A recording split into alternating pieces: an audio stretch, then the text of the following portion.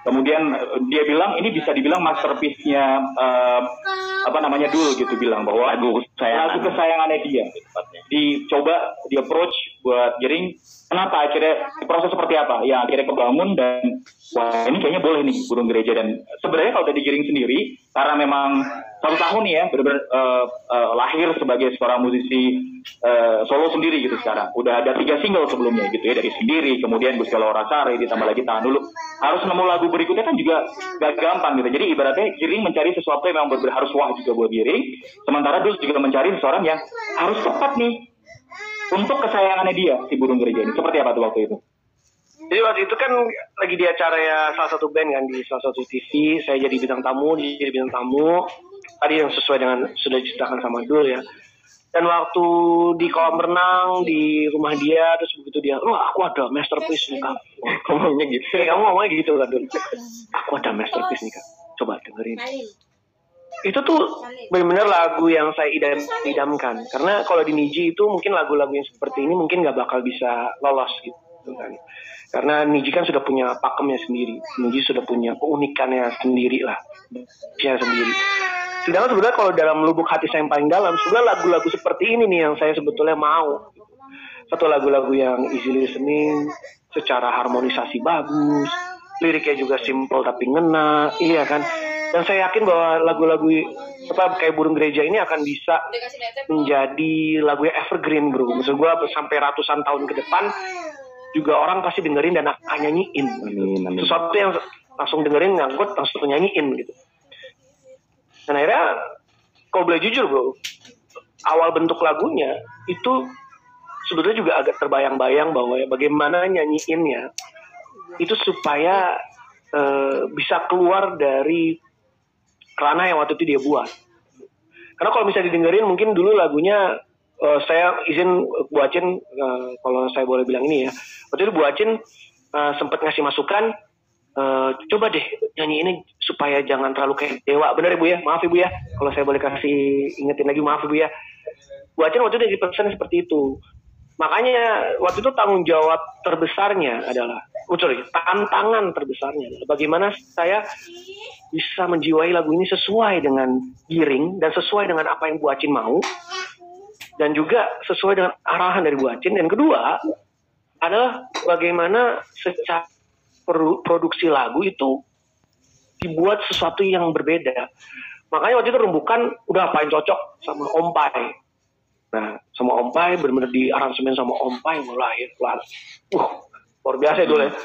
Tapi bro, tantangan berikutnya adalah bagaimana ketika di studio rekaman itu mencari jenis suara yang paling cocok buat lagu ini. Karena kalau lo denger, ada bagian yang Raffi itu memang nyanyinya harus agak ngotot. Kita nyoba tuh beberapa take awal ngotot. Kalau si Dul kan saking orangnya baik, bagus Kak, bagus. Tapi saya sebagai ini belum bagus. Saya coba lagi sampai akhirnya bisa menemukan sampai yang titik sekarang. Dan itu nangis juga dan harus nangis. Tapi nyebelinnya udah lagi nangis, bisa diberhentiin. Ya nggak jadi nangis ya. Cut. Aduh kok di-cut lagi dapat nih feel-nya padahal. Dan itu tuh karena ada kata-kata itu sih yang terngiang-ngiang. Kak, ini adalah lagu masterpiece saya. Jadi kalau ada orang ngasih masterpiece-nya, kalau saya sia-siain aja, kan sayang, ini amanah kan. Jadi saya berusaha semaksimal mungkin untuk nyanyi sebagus mungkin dan sesuai dengan arahannya Bu Acin, sesuai masukan dari musika, dan juga sesuai dengan bagaimana bisa memenuhi harapan dari Dul. Tetapi tetap menjadi seorang Giring Ganesha. Betul, dengan karakter Giring sendiri gitu ya. Dul, 5 tahun lagu ini tersimpan gitu dan nggak bilang ini kesayangan, masterpiece juga gitu ya. Dari 2016 kalau nggak salah. Dari 2016 kalau nggak salah. 15 sebenarnya. Direkamnya 2016 waktu bersama bandku. Januari 2016 berarti kalau dipikir-pikir bikinnya udah dari sebelum Januari. Ya. Kesayangan, masterpiece. Akhirnya ibaratnya dipinang nih, menemukan jodohnya. Giring gitu ya, sebagai sekarang sudah berdiri sendiri, pengen nunjukin kekuatannya dia sebagai seorang penyanyi solo juga. Kamu sebagai sang penciptanya langsung ketika melihat hasilnya jadi, bener ini yang masterpiece yang benar-benar kamu inginkan. Benar, puas banget. Ini aku nggak salah pilih gitu, alhamdulillah gitu ya. Ya memang soalnya kalau aku boleh cerita sejujurnya gitu ya, tanpa sensor gitu ya. Lagu ini pernah hampir deal sama Dewa 19.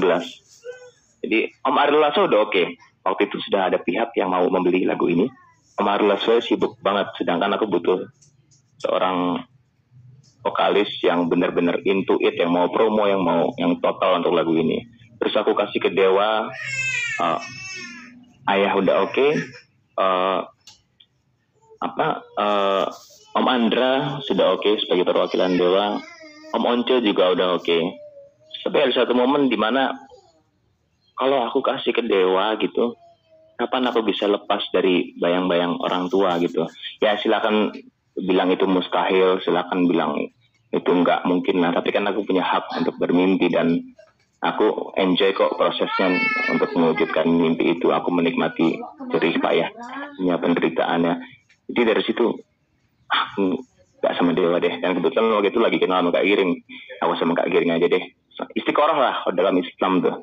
Istiqoroh. Dan akhirnya dinyanyiin sama Kak Giring. Bisa lebih bagus dari pas aku denger Om Ariel Lasso nyanyiin depanku gitu. Wah ini gitu lah. Jadi puas juga gitu. Puas maksudnya kita memberikan sesuatu yang modern, yang fresh, yang belum pernah terjadi di industri musik. Kalau dinyanyiin Dewa mungkin hasilnya sudah pernah ada gitu kan. Tapi ini kita fresh, jadi puas banget. Alhamdulillah gitu ya. Ketika Tommy ngelihat siapa yang terlibat gitu ya untuk membantuin Burung Gereja lahir, karena memang masterpiece juga. Dul bilang ini juga karya yang penting juga buat Giring. Ternyata yang terlibat juga nggak main-main gitu ya. Ngajakin Mas Pai satu nggak gampang ya. Kondisinya bukan cuma Pai susah gitu ya sebenarnya ya, tapi kondisinya pandemi juga.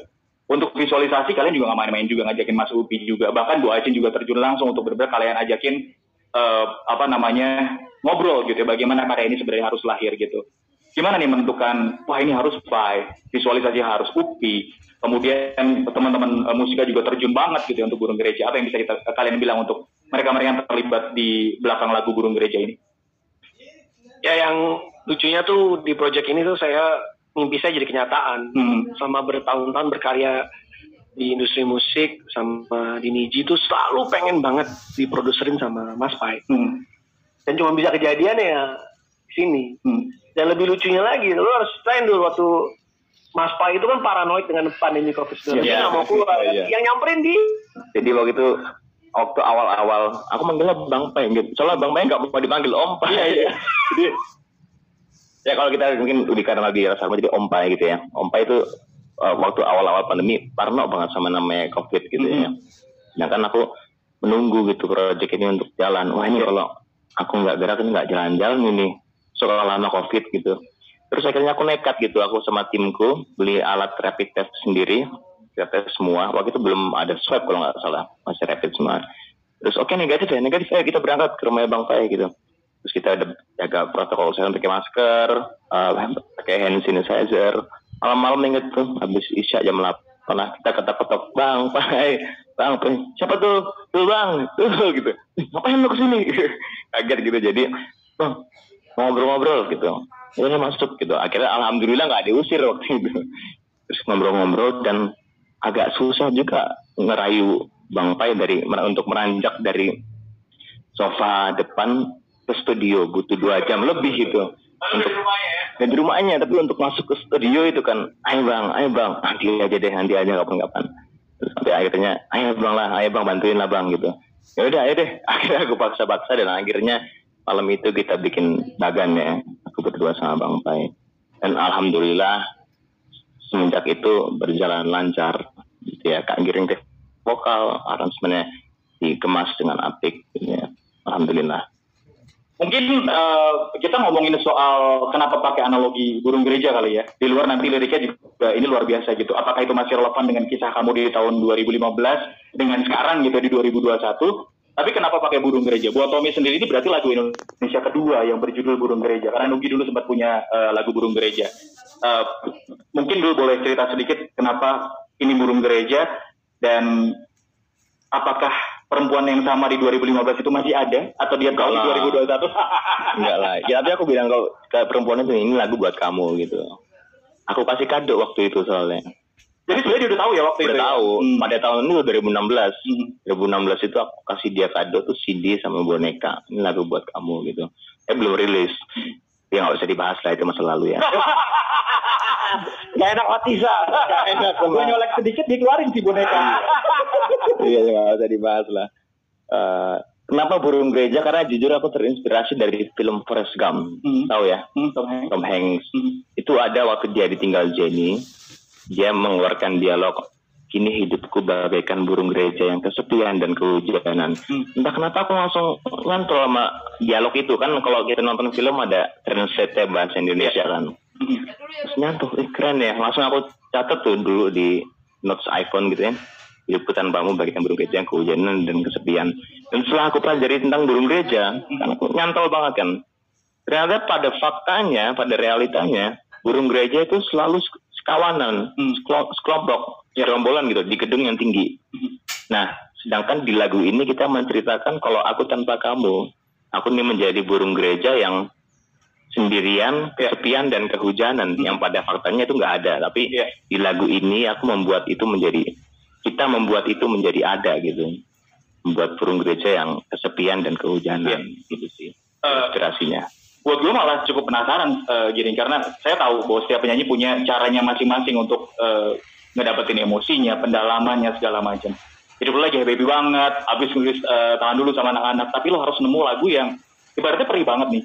Harus menggambarkan kehidupan pecinta lagu ini nantinya ketika mereka benar-benar harus jadi kayak burung gereja sendirian. Karena setiap gue baca komen-komen di YouTube, banyak banget tuh, aku kayak lagu ini banget, aku juga lagi patah hati banget sendirian, pandemi ditinggal siapa, apa segala macam gitu. Apalagi dengan visualisasi origami yang luar biasa gitu ya.